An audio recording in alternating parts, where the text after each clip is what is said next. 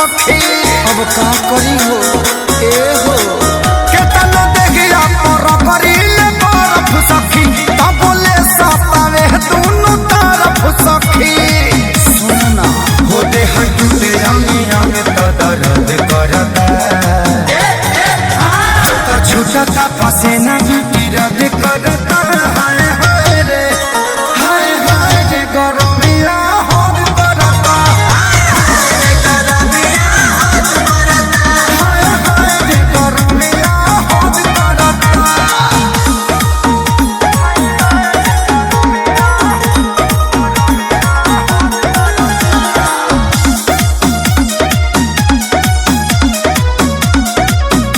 अरे जिया रे भैया आवाज बढ़ के निकल नगारी हो बानी परियारी हो पुरवा बेयार न बहे झाकी दुआरी हो कहीं कुछ नहीं खे बहत ए काम पंखा न कूलर एसी करे कुछ मरद जोगाड़ नहीं देसी करे गरम भइल जवानी गरज करता तो छूटता पसीना ब्यूटी रद करता हाय हाय रे गरमिया हद करता हाय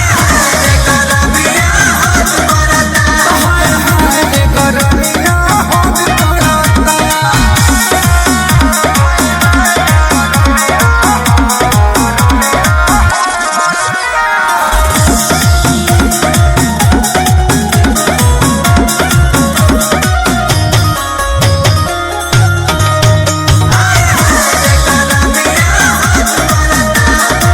महारतायाची हो जहनो न बाची हो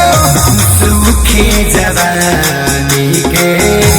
हरियर गाछी हो पूरा आग से बहो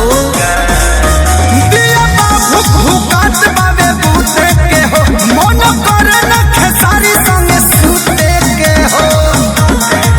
आदर्श अखिलेश पारे सरहद करता